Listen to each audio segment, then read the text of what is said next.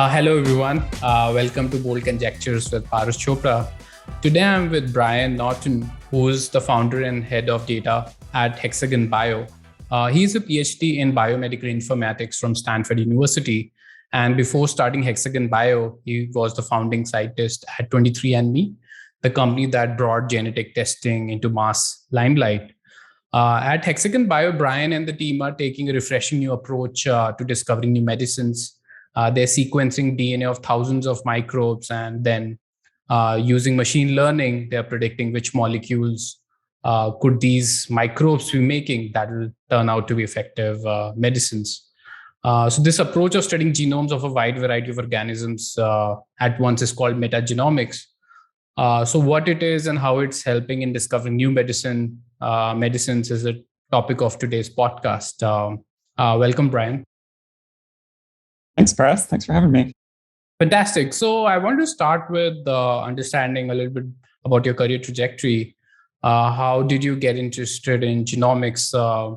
What led you to choose it as your focus in PhD? And of course, you've continued even beyond that at 23andMe and at Hexagon Bio. So what really excited you about genomics, and what continues to excite you still? Yeah, so I've been in genetics for a long time, actually. So my undergraduate degree was from Trinity College Dublin, and it was a purely human genetics degree. So, in that system, the UK-like system, you choose kind of a narrow specialty going into undergrad.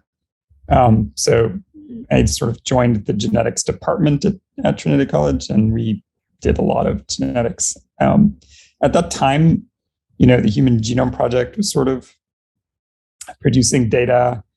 The yeast genome was available. There were a lot of sort of early genomics efforts, but computers were really sort of almost just starting to be applied to those problems. So I was pretty lucky in that department. We had a strong bioinformatics section of the department doing especially yeast genomics. So I got exposed to Perl at that time. Was kind of like the language of choice for bioinformatics. And essentially since then, I've been sort of doing very similar things, working with DNA sequence, trying to, write code that does useful things for DNA sequence data. And it's kind of all been related to that since then.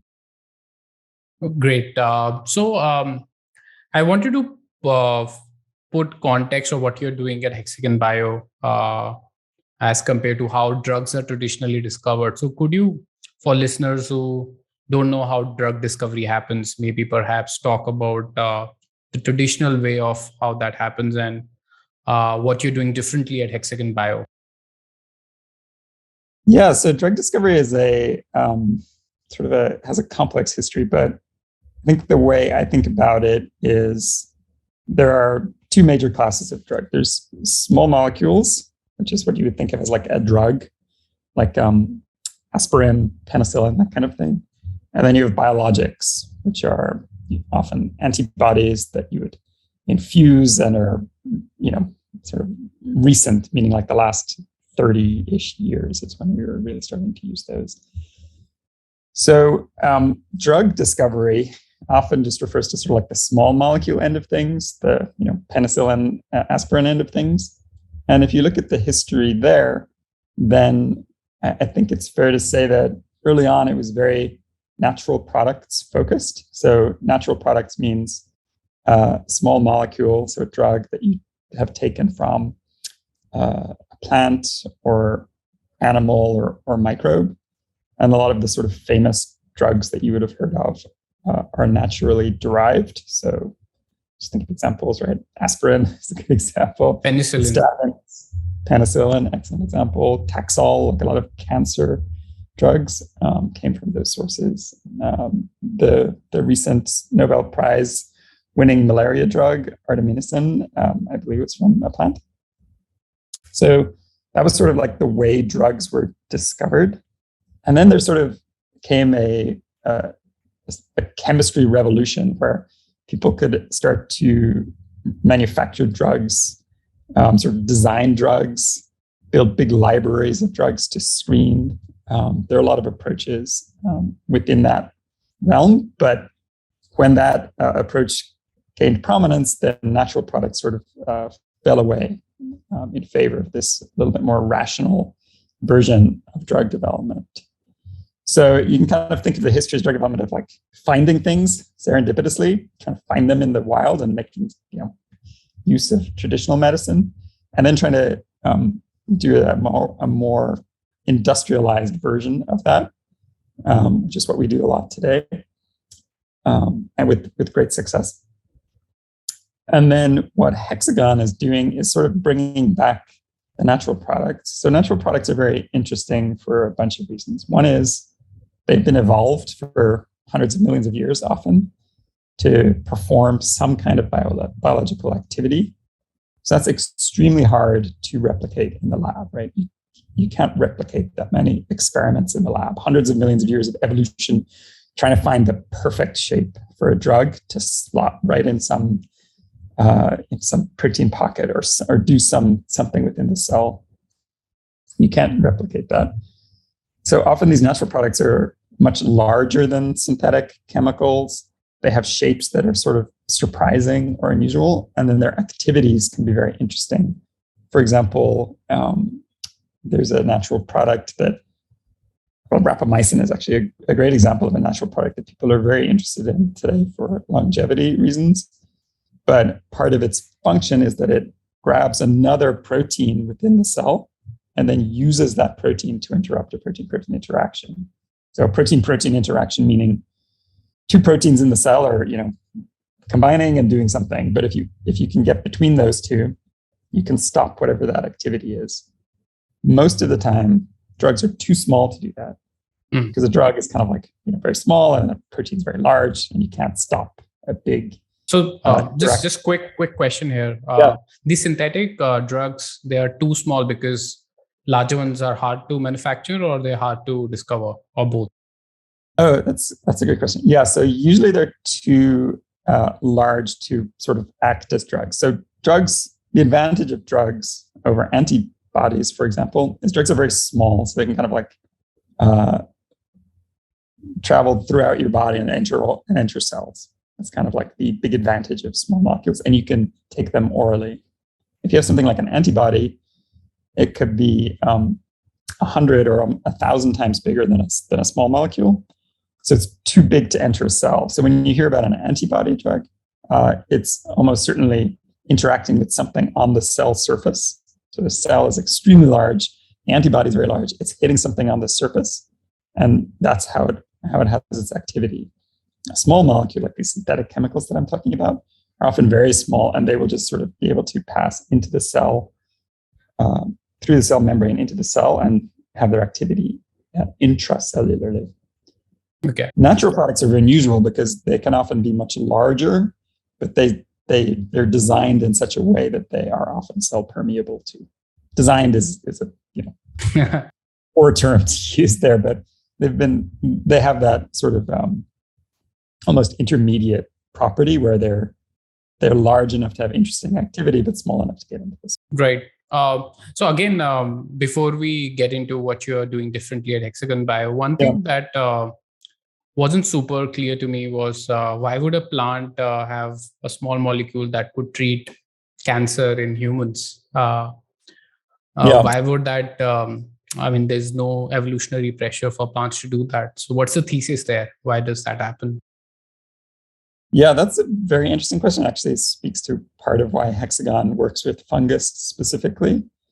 So there are kind of two answers to your question. Number one is, if you look at the tree of life, you'll see fungus and humans are actually very close relatives.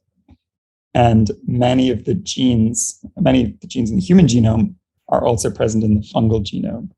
So when a fungus is making a drug, for example, the statins, like these I think the biggest selling drug of all time is lovastatin, which is a cholesterol drug.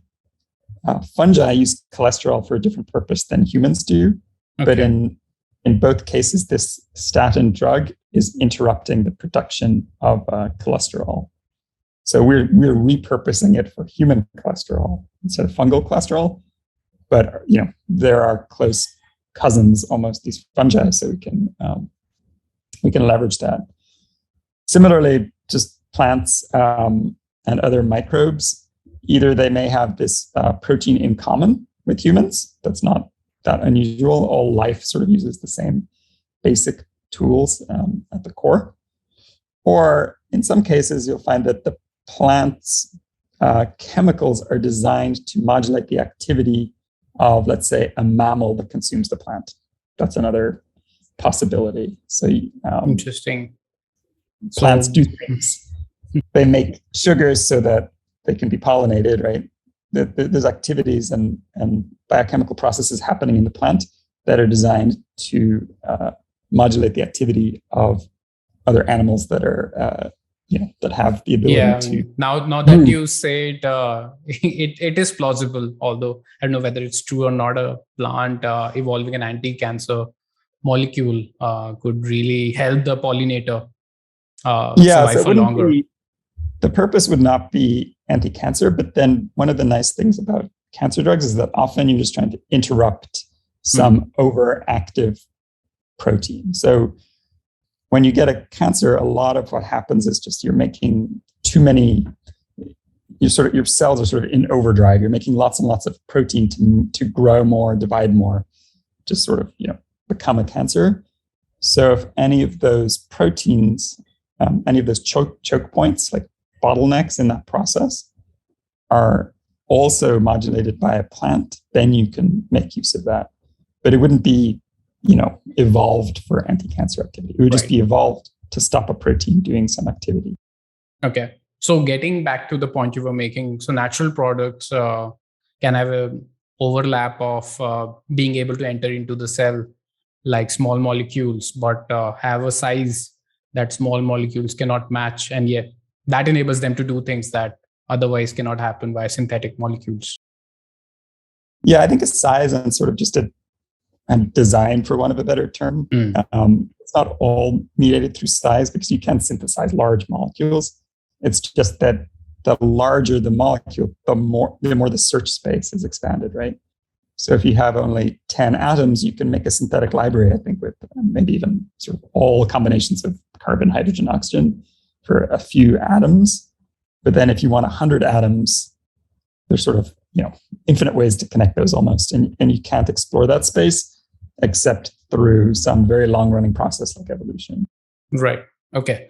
So now the meat of the question. There's so many species out there with such large genomes, and most of them not expressing proteins or metabolites most of the time. So how are you discovering the right large natural product out of this whole space of almost infinite number of possible natural products? Yes. So Hexagon is focused on fungal genomes, as I mentioned. So these genomes are very interesting because they're quite small, like a bacterial genome. So you can sequence the whole genome. So just to give you some context, a bacterial genome might be a few million bases. It's a few million, A's, G's, or T's. A fungal genome might be 30 to 100 million bases. Okay. So pretty comparable. Human genome, 3 billion. Plant genomes are often in the billions or even tens of billions of bases for sort of unimportant reasons, but it's much easier to sequence a fungal genome than a mammalian or plant genome, almost always. So now you have the genome. It has about a third of human genes contained in there, like a version of a third of human genes. So this gives you the opportunity to ask which drugs that are being produced by this fungus are going to act on a protein or gene that's present in humans and does something useful. So a lot of diseases have protein, like if too much protein or the protein is broken. It's either overexpressed or it's underexpressed. So you want to modulate some protein for some disease, and then try to match what the fungus is making, like the targets of the fungal natural product, to the human protein that you're interested in. And the simplest version of this is you have a cancer.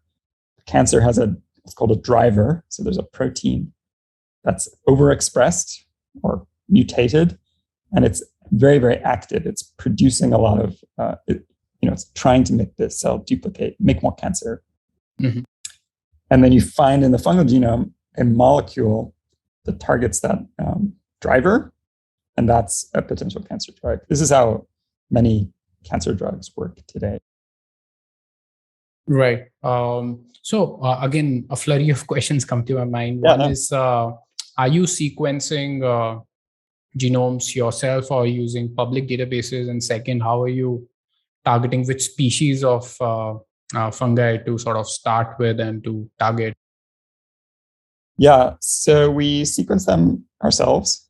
We will download whatever's in the public domain, but it's not that much actually compared to our internal databases. We choose our species a little bit based on the family. So fungus is a big class of organisms, right? And within that class, there are sort of more interesting species. So a lot of the drugs you would have heard of come from molds as opposed to mushrooms or, let's say, yeasts. So molds are kind of maybe the most interesting part. So we do focus on molds first, but our stated mission is to sequence all of the fungi in the world and figure out everything they're making so we can see what's in there that could be a potentially useful drug. Right. And I'm assuming when you have the DNA sequence from there to mapping what drugs they're producing, that sounds incredibly hard problem to crack.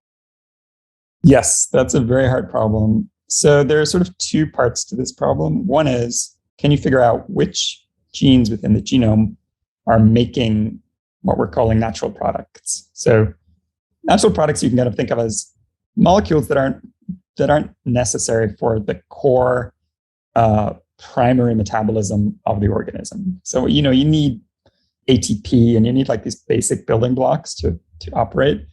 But then you also have these genes that are turned on only sometimes in response to something. So for example, there's some stress and you want to like produce a signal to inform other relative organisms in your vicinity about this stressor, right? That's a common sort of thing that cells do. Or let's say you're under attack and you want to release some kind of weapon to kill whatever it is that's attacking you. And this is a common thing that fungi do and bacteria do in response to other fungi and bacteria. Naturally, they want to take over territory, acquire resources. So if you can sort of kill everything in your vicinity, then you can acquire all the resources. So identifying those genes is fairly straightforward because we know which genes are required for life, right? You need a DNA polymerase, right? You need something that will replicate DNA. You need something that will make RNA. Like a lot of that is sort of known. And then these other molecules, they're outside of these other proteins. They're sort of outside of that. So you can recognize them by just features of the protein. And you know, okay, this is going to make a drug. So the second part of your question was, how do you know what drug it's going to make? Yeah, because in general, unlike, even for gene to protein, the relationship sometimes is not one-to-one, but for these natural products, I'm assuming so many of genes would be involved to make one. There's literally pathways to making a molecule. So mapping all those to the molecule and making that pathway just seems very, very complex. Yeah, that touches on an important point. So in general, these molecules will be produced by, let's say, 5 to 20 genes. So that's quite a lot, right? It is a pathway like you're thinking of, passing the molecule from enzyme A to enzyme B to enzyme C and so on. And a really nice feature of fungal and bacterial genomes is that they like to have their genes in little units. So you'll have 10 genes in a row that are all part of some shared function. And that's what we see. We call these biosynthetic gene clusters. And literally it will be, 5 to 20 genes in a row, all involved in the production of some, penicillin or some drug. In contrast, in plants, you can have, it can be dispersed throughout the genome. There's no law that says it has to be in one chunk. It's just that in bacteria and fungi, they happen to prefer this way of doing things. So that actually simplifies that part quite a lot. The part that's still unknown really is, you have a bunch of proteins, but you might even know like what general fold they would produce. Thanks to AlphaFold, you can know like this sequence will fold into this shape. But what you don't know is what is the resulting small molecule from all of the interactions of those proteins. That part is very difficult. There are some algorithms out there that will have a stab at that, and you can do like a reasonable job at it sometimes, but often you just don't know what it will look like. And then even if you know what the small molecule looks like, you don't know what its activity will be, right? So that's an additional layer of complexity. So are you sort of planning to tackle that? Have you already tackled that? So this is one of the sort of important, early reasons for us to start Hexagon was actually a specific feature of fungal biosynthetic gene clusters. And hopefully I'll be able to explain it now that we have enough context. And if I'm using terms that I haven't explained, please let me know. Sure. So you have a biosynthetic gene cluster, okay? It's 10 genes and makes 10 proteins. And together they produce a drug called lovastatin. This is a statin. It hits a human gene and a fungal gene called HMG-CoA reductase, which is a cholesterol protein, cholesterol involved in the production of cholesterol. So that's your biosynthetic gene cluster and the product. But how do you know that this is going to be a cholesterol drug as opposed to, just anything else? So it turns out that within this 10 gene cluster, there is actually a version of HMG-CoA reductase. So it's a protein. It's not involved in the biosynthesis. It's kind of sticking out there as an oddity, right? It shouldn't be there really. And you already have a HMG-CoA reductase in your genome. So it's a duplicated copy, an extra copy of HMG-CoA reductase in this fungal genome. So that's weird, right? Yeah. You shouldn't need 2 HMG-CoA reductases as a fungus. So it turns out that this version of HMG-CoA reductase is a version that is resistant to statins.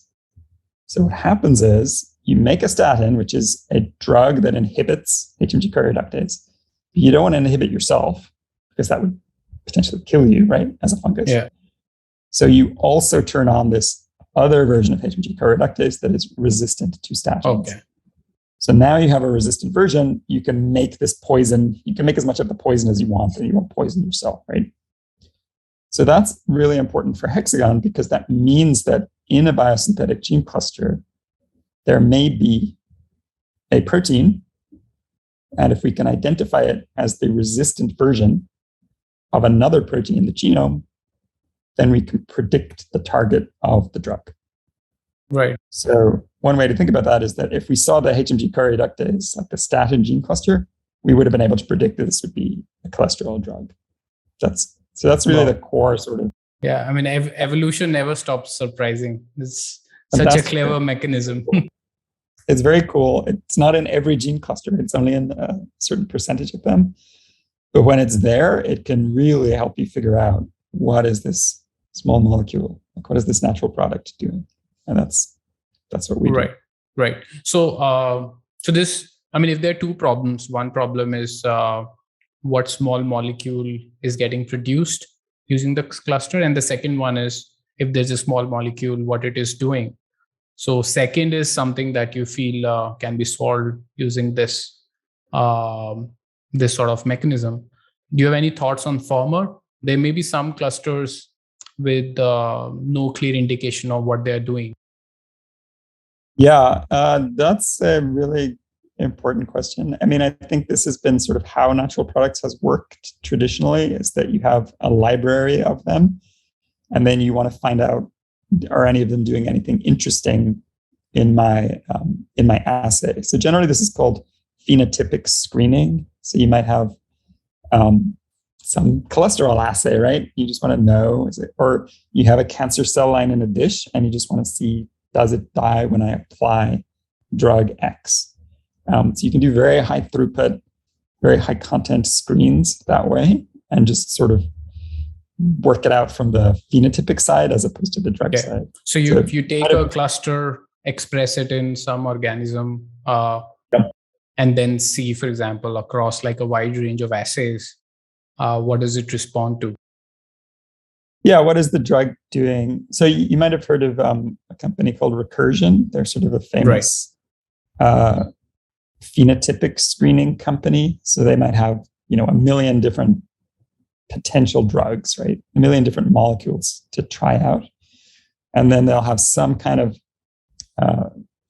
model of their disease. So one way you can build a model of a disease is you take a human cell and you CRISPR it to introduce the disease mutation. So, we know the mutations that make cystic fibrosis, let's say, right?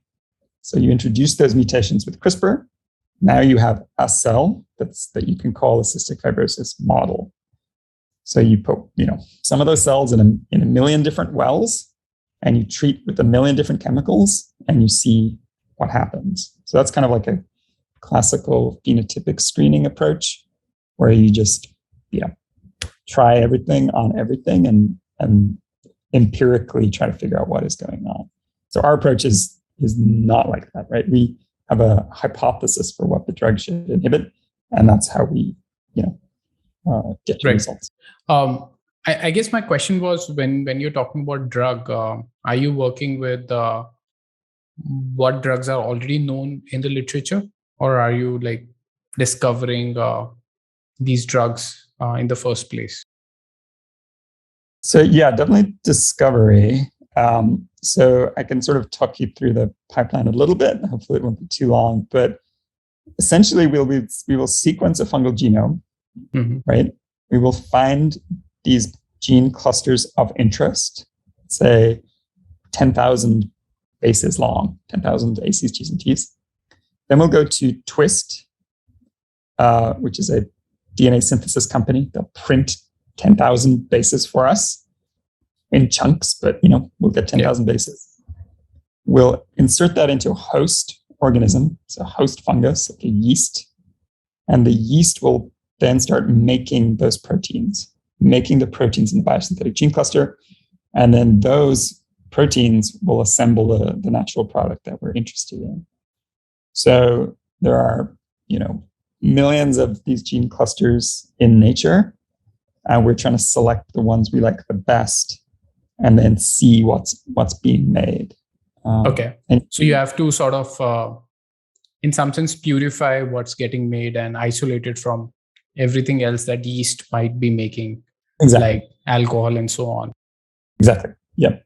And that process uses mass spectrometry, which is a very sort of useful and important part of our pipeline as well. But yeah, so you get something like an anomaly on a mass spectrometry graph, and that would correspond to the chemical signature. Yeah, you can think of a mass spectrometer as something that will just like output a list of all the masses it sees in whatever you put in. So you'll see like a peak for alcohol, right? Like you said, right. A peak for whatever other metabolites are in yeast. And then if you're lucky, you'll see one new peak. Hopefully it's big, because that means there's a lot more of the chemical present in the yeast. If you see one new peak when you add your biosynthetic gene cluster, then you can just try and isolate that single peak, and that is your drug. Yeah. But even that sounds difficult, just from knowing molecular weight to going to what exactly that new natural product is. You mean once you've isolated it, figuring out what the structure is? Okay, you isolate it just based on molecular weight, and then figure out its chemical structure. Yeah, so to figure out the chemical structure, you need NMR, which is a sort of expensive and fairly complex thing to do, but you can do it. And to be clear, I'm simplifying the process somewhat to keep it a little bit high level. But in general, you would want to isolate the molecule based on its mass, where you see that being unique in the mass spectrometer. And then once it's isolated, you use NMR to figure out the structure. And then once you have the structure, you know what the biosynthetic gene cluster is producing. And that's right. That's okay. So this approach is super fascinating. And I'm curious, at what stage are you in terms of discovering drugs that might proceed to clinical trials, or whether you have something there already? So we do not have anything in clinical trials. We're preclinical. We have many clusters and molecules produced, and we're sort of in the process of figuring out which of those we want to prosecute and make use of. So yeah, an interesting aspect of what we do is, we'll find things that fungi are making, and then we'll have to figure out sometimes, is this something we would that could be useful, right? So there's an interesting database called the dependency map, where they use CRISPR to knock out every single gene in cancer cell lines. And using that information, they'll figure out which proteins are cancer cell lines most susceptible to knockout of, right? So in some cell lines, they're driven by KRAS. If you knock out KRAS, which is just a cancer driver protein, they die immediately. And other cancers are not driven by KRAS. So then when you knock out KRAS, they don't care. They'll still grow and proliferate. So it's a very interesting data set, because it sort of gives you a list of proteins that you could potentially interrupt or interfere with, and then the cancer that may or may not be affected by that. So this is a very interesting data set for us, because fungi can make anything, right? They don't have to just so if you discover like a molecule that's inhibiting one of these proteins, then that's a very strong candidate to sort of take it further. That's right. Yeah. So you have to come at it both ways, right? So what are the fungi making that is potentially interesting? Like they might be making a drug against some target that is not necessarily the most famous target, but is very interesting. And then of the interesting targets, which of those can we find within these fungal biosynthetic gene clusters? So you sort of like use human expertise to query for known cancer targets, especially what are called undruggable targets. So certain proteins are extremely difficult to drug. And the sort of very simple version of that is they might be too sort of spherical. So there's nowhere for the small molecule to find purchase. That's kind of one sort of classical problem of undruggability. And natural products are much better at that kind of thing, just because, like I said, they have maybe more atoms, more capabilities, more time to evolve that. And then the other way around you can go around about it is see what the fungi are making drugs against, and see maybe why they're making those drugs. So why do fungi make a HMG-CoA reductase inhibitor, right? It's because it's a choke point in the production of cholesterol, which is an important part of fungal metabolism. So it's also, that's the reason it's a good drug for humans as well, right? Because it's a choke point in this important pathway. So sometimes we can learn things from what the fungi are doing, as well as just search for the important undruggable targets. Right. So one of the applications for your technology could also be synthesis of some molecules that are hard to synthesize traditionally. So even if maybe you're not discovering new drugs, but if you're just discovering a much simpler way for producing some molecule that's very hard to make synthetically, is that also something you are trying to explore, pursue? It's not. So we are a synthetic biology company. So we do, use biology as our tool to manufacture drugs. So that is true. Other companies that you might be familiar with, like Amyris, Zymergen, Ginkgo Ginkgo, Bioworks, yeah. Thea, and Thea sort of is specifically working on producing opioids Right. in yeast. So they're sort of taking the pathway from I think a poppy, I assume, and then engineering it to work in yeast to sort of have a factory to make opioids instead of growing poppies in the field. So there are lots of companies out there doing this type of what I would think of as kind of biomanufacturing approach. But it is, I think, it's pretty different in that you're not looking at sort of discovering new things. Hopefully, that would be an extra layer of difficulty you wouldn't want. It's really sort of a scale-up challenge, efficiency challenge, fermentation challenge. Like these are all things that those companies are really good at and that we sort of don't have an interest in. Got it. So let's say you have a molecule that's in the clinical trials and you're selling it. Do you plan to produce it using yeast? And if so, will they fall under these small molecules or biologics, or it's not clear how you'll slot them? So it'll always be a small molecule if it doesn't matter really how it's manufactured. It's still a small molecule. Is it? I thought at least, maybe I'm wrong, but regulations, don't they sort of, they don't care how it's manufactured. Is that what you're saying?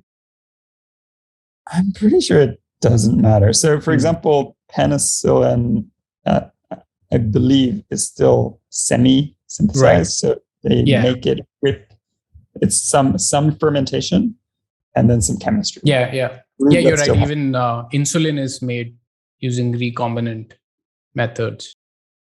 And insulin is an interesting example because it's a peptide. It still would be classified as a biologic. Okay. Honestly, I think the line there is pretty gray. It's sort of like almost a molecule size property rather than a biology made it versus chemistry made it property. But for a given molecule, there are usually a few ways to make it. So there's a whole literature and entire journals devoted to what's called total synthesis. Often what that means is you have a natural product and then someone wants to recreate it with chemistry. And it could take 20 steps, and it could take someone a whole Ph.D. to figure out the total synthesis of something complex. But then once you have the total synthesis of it, it's often more scalable to do that than to do a lot of fermentation. It's just sort of like our factories and our tools are better geared towards scaling up chemistry, I think, than scaling up fermentation. And the companies that I mentioned are trying to change that, trying to make fermentation like a more of a scalable technology, I would say. But traditionally, you would prefer if things were manufactured chemically. Right. So from your blog, I know that you're a big fan of automation. So I'm curious whether at Hexagon Bio, you're also automating some experiments, some lab equipment or protocols. If you can talk a little bit about it. Yeah, we are very heavily reliant on automation. So just for maybe context for people who don't know or aren't familiar with biotech, in general, in biotech, automation means liquid handling.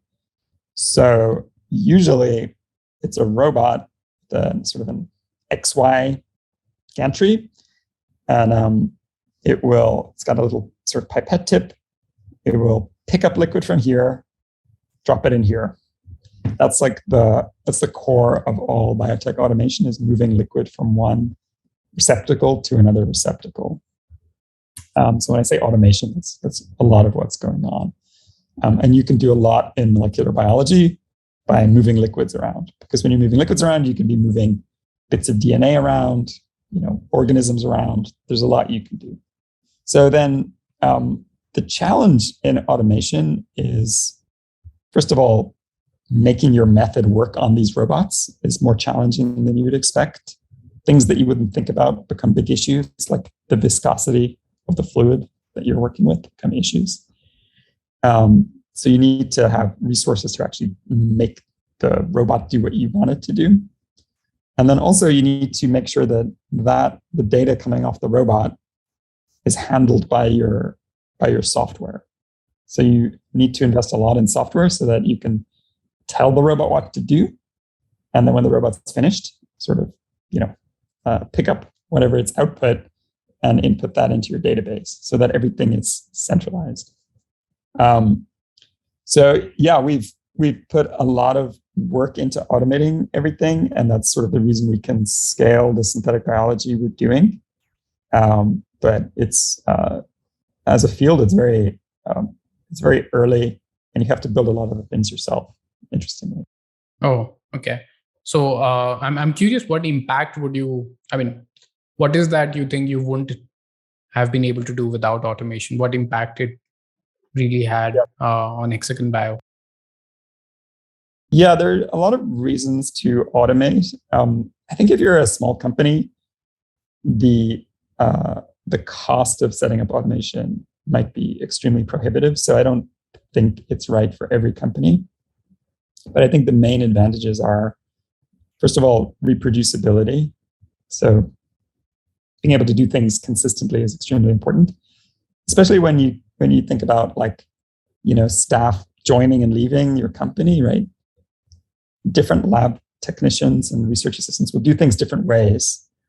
And you really don't want that in the middle of a sort of a complex process. You want to make sure that whatever is happening the same way today that it happened 6 months ago, so that you can, reproduce what you did 6 months ago. So reproducibility is huge. I think scale is the other really big advantage. So for Hexagon, we don't just want to synthesize a few biosynthetic gene clusters and pick the best one and try and make it into a drug. You can definitely do that, but that's sort of more like a project rather than a big process. So we're trying to make a process where the input is a genome and the output is a drug. So it's sort of almost like a factory where you just put in as many genomes as you can and get as many drugs out as you can. And I think that kind of scale is really hard to reach without extensive automation. Got it. And I've been hearing that some biotech companies operate really in a virtual mode, not having any labs of their own and working with contract research organizations, outsourcing the wet work. So I'm curious whether you also do it, or do you prefer to do all of it in-house, and what's the rationale behind it? Yeah, so Hexagon does almost everything in-house. So it really depends on what kind of company you are. As a synthetic biology company, you can't really outsource much of what we do, because synthetic biology is just sort of too cutting edge, right? It's too new. CROs, these contract research organizations, don't really provide that as a service. Interestingly, we get our DNA synthesized by Twist. So that's almost like our best example of outsourcing some of our process to a CRO, or like a service company, I should say, for Twist. So why would you want to use a CRO? Well, you use a CRO for things like, if you were doing a mouse experiment, then that is a good opportunity to use a CRO, because most biotechs are not large enough to build out their own mouse facilities, stuff like that. A lot of companies use Chinese CROs and Indian CROs for medicinal chemistry. So for whatever reason, I think there are more medicinal chemists in China and India than there are in the US. And if you want to scale your medicinal chemistry quickly, that's the way to do it. So why is that? Sorry, what's medicinal chemistry for listeners who are not aware? Yeah, medicinal chemistry really means taking some kind of drug and modifying it. So usually the idea is you have some kind of drug that works okay, right? But you want it to work better. You want it to stay in the body longer. You want it to be more potent. You want it to just be different. So a lot of drug companies will spend a lot of time just tweaking a molecule, thousands or tens of thousands of different modifications, just to try every different way of improving. Got it. Yeah. And yeah, there's sort of like an art to it, but a lot of it is manpower. So there's no robot you can buy that will do this. So if you want to try 100 different variations of a molecule, you might literally need 100 medicinal chemists, working on it.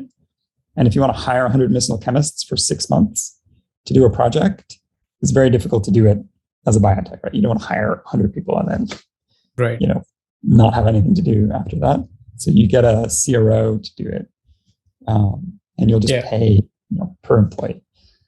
So that's a very common model. I think probably almost every large biotech does this. Mm-hmm. It's less and less common to do everything in-house these days. Even extremely large biotechs, even like your sort of Pfizers and Mercks, do a lot of work with these contract research organizations. The final variant of that is what's called the virtual biotech. So there's a version of this where you, the scientist, have an idea, especially perhaps like an idea for a target that you think would be a good target for some disease, like a protein that you think would be a good target for some disease. And then you get a CRO to do everything, because you're not trying to innovate on how to get to a drug. You're just trying to innovate on what kind of drug you're trying to make. Right? You just have an idea for a target, but you are happy to do everything in sort of the standard state-of-the-art, method of getting to a drug for a target. So you're executing a playbook on changing just one variable, perhaps the indication or the molecule, but everything else is the playbook. Exactly. So like, let's say you're a professor, you've done a CRISPR screen, and you see that if you knock out a certain gene, then this specific type of cancer, like pancreatic cancer, dies immediately. Okay, so now you have this theory, like, okay, ABC1 would be a really good cancer target, and nobody knows about it except me. So then you don't need a synthetic biology engine, right? You don't want to also try and develop a Hexagon Bio type of scale machine. You just want a drug that hits ABC1. So usually the cheapest and fastest way to get to that is to call up a CRO and get them to do it. And in fact, there are versions of, there are services that CROs like Charles River Labs will provide, where you call them up, give them, $1 million for a few $1 million, and then 12 months, 18 months later, they'll have, produced their best attempt at a molecule for your target.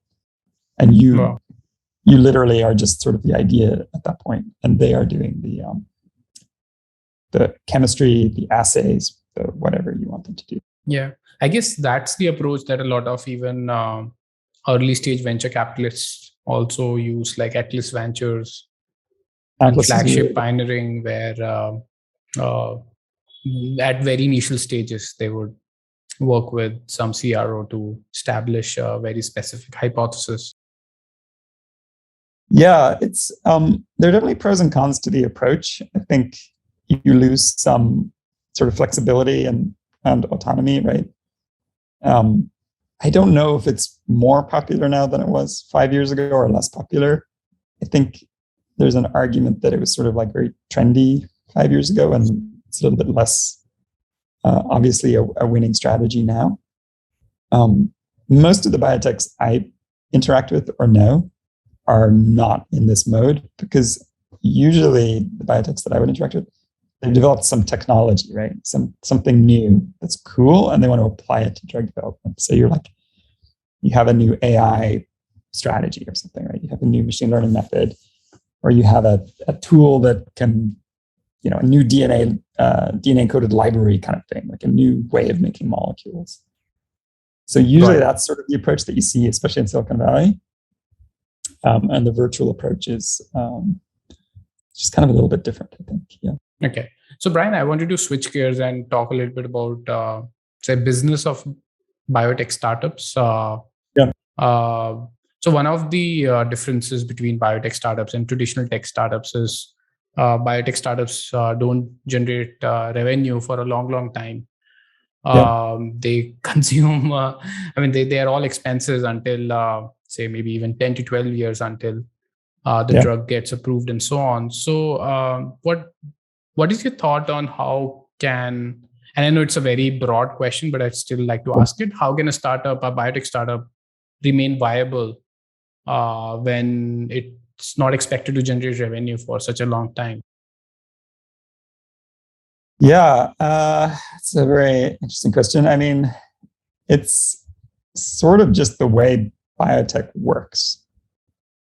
Biotech investors, which is a broad class, but let's say to simplify, biotech investors expect that. And then you just sort of have to have enough wins over the long term for this class, the biotech stock as a class, to justify it, right? So if every so often you get a Moderna or a Genentech, then you can attract investment.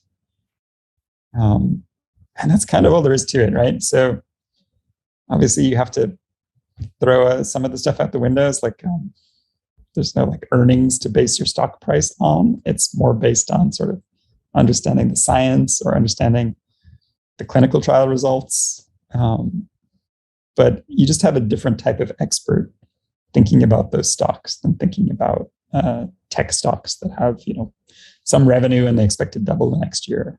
Right. But you can almost just think about it as, a lumpy or a bursty version of tech revenue. So all your revenue comes at the end instead of being, incrementally produced. And that's okay, right? As long as your financial model accounts for that, then that's okay. Right. Yeah.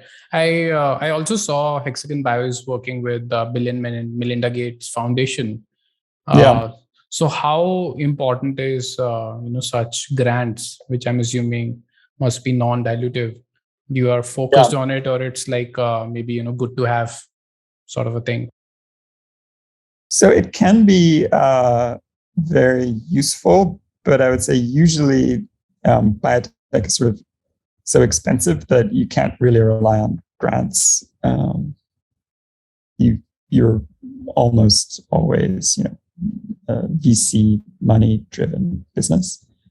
And I guess the difference between biotech and tech that's also kind of notable is you can often biotechs will go public quite early, just because the public market is used to funding biotech research, right? It's unusual for a tech company to have no revenue and go public and say, well, we have no revenue, but you should sort of put more money into our company because we think we'll develop something really great. And here's our evidence, right? And here's a data sheet explaining why we're great at what we do. That doesn't really happen. So that is, I think, a kind of interesting difference in that going public in the biotech sphere is a different. It's more akin to a late stage funding round, where tech is usually sort of like described or feels like a liquidity event, right? It's just sort of different in that way. Right. And also the fluctuations in valuations are pretty crazy in biotech when new evidence comes in, if it's positive or negative. I was just seeing some of the fluctuations, and plus minus 90% is not uncommon in just single day. Yeah, it's fascinating. Makes it kind of exciting. But again, it's sort of just a high variance version of tech, right? So if you can invest in a biotech index, and then a lot of that variance gets kind of hopefully smoothed out, as long as biotech as a whole is productive. So I feel like even though it is very high variance, I think in general, people shouldn't be betting a lot of money on individual biotechs anyway, nor should they be betting a lot of money on individual tech startups. But I feel like it's straightforward to smooth those issues out. Right.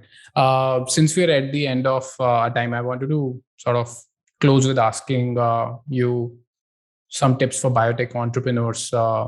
You've raised more than $100 million, have excellent investors, a very strong team. So what advice would you have for, say, aspiring graduates, postdocs, or PIs who want to convert their ideas into a business? What advice would I have? I would think about where your strength is, right? So for Hexagon, we're very tech and automation focused. So we've had to sort of invest in that and hire appropriately.